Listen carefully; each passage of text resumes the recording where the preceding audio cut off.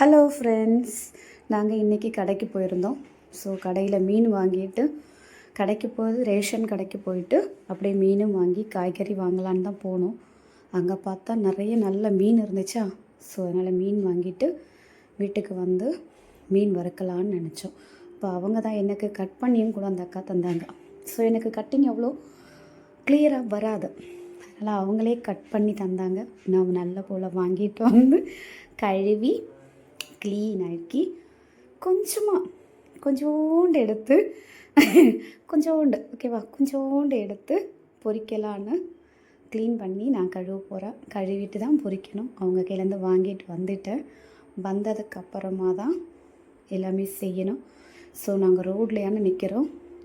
ரோட்டில் நின்று எதிரில் தான் அந்த மீன். எங்கள் வீட்டுக்கு மேலேயே தான் இந்த ரோட்டில் கடை இருக்குது. ஸோ ஜஸ்ட் ஒரு 15 நிமிஷம் ஒர்க் பண்ணால் போதும். அங்கே தான் மீன் கடை. எல்லாம் வாங்கிட்டு வந்து நல்லா அழகாக கழுவி மீன் வறுக்க ஆரம்பிச்சிட்டேன்.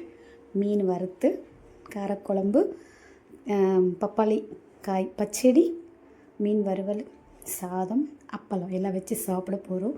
பத்தாத்துக்கு எங்கள் வீட்டு பின்னாடியே கொஞ்சம் எல்லாம் க்ளீன் பண்ணிகிட்ருக்காங்க. அந்த இடம் அவங்களோட இடமான. ஸோ அவங்க க்ளீன் பண்ணுறாங்க. நிறைய பயங்கர சவுண்டு. அதனால் நிறைய அட்டை, கொசு, ஈச்சை எல்லாம் வந்துகிட்டே இருக்குது. என்னடா சவுண்டுன்னு இறங்கி பார்த்தா அவங்க ஃபுல்லாக அந்த ரப்பர் மர தோட்டத்தை க்ளீன் பண்ணிகிட்ருக்காங்க. ஸோ அப்படியே அதையும் கூட இந்த சவுண்டோட அந்த சவுண்டையும் கூட மீன் வறுக்கிற சவுண்டு, மண்வெட்டி வச்சு செதுக்கிற சவுண்டு எல்லாமே இருந்துச்சு. நான் அதெல்லாமே அப்படியே கவர் பண்ணியிருக்கேன். சப்போர்ட் பண்ணுங்கள். என்ன இதில் எல்லாமே ஏதாவது மிஸ்டேக் இருந்தால் பார்த்தும் பார்க்காத மாதிரி இருந்துருங்க, ஓகேவா?